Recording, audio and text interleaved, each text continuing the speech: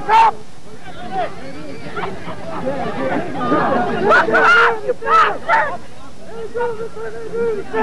Moments later, there was mayhem as Mohawks spilled through Army and police lines into a crowd of waiting townspeople, many of them Mohawks themselves.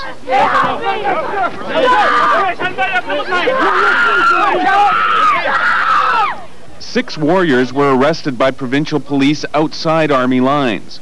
Meanwhile, more than 50 people were corralled into buses by the Army and taken to an Army base. When word of the events at Oka reached the Ganawagi Reserve south of Montreal, Mohawks there erected barricades blocking roads to the Mercier Bridge.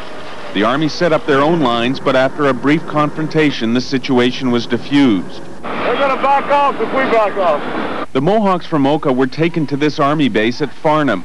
Overnight, the Army says all of the children were released to relatives.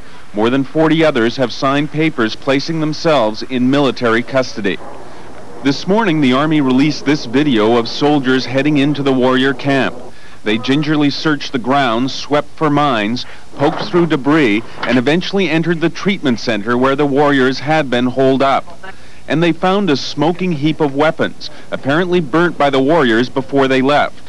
Because of last night's violence, the Quebec government says it does not expect the Army to leave the Mohawk communities altogether for some time. Paul Adams, CBC News, Montreal. The end of the standoff at Oka shifts the spotlight on Native issues to Ottawa, and the federal government is promising to do more to respond to the concerns among Canada's Native people. Julie Van Dusen reports. In a speech this morning to police officials from around the world, the Prime Minister noted that in the end, law and order prevailed at Oka. But he says it's now time to address Native concerns. And together we must come together to make sure that some of these fundamental social problems and political problems are dealt with in a just and an honorable way that will bring satisfaction and pride to the Native peoples of Canada. But Chief George Erasmus says many Indians now feel there's no way they can solve their problems.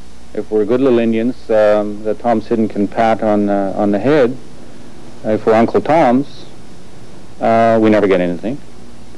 And if we go out and try and get attention, then they don't talk to us either.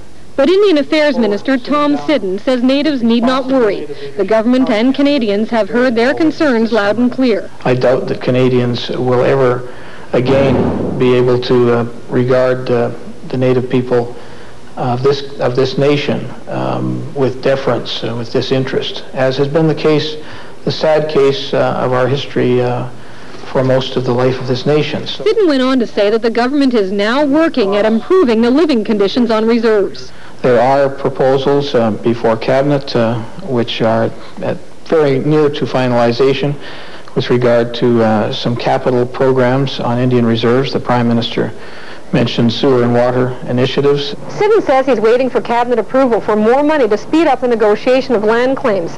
He also says it's unlikely that the federal government will create a royal commission in the Native concerns, that it would only delay the action plan it now has to deal with the problems. Julie Van Dusen, CBC News. For all of us, what we must do is avoid not involving Natives. We must involve the Native people in the decision-making process. When we make a decision on James Bay, when we make a decision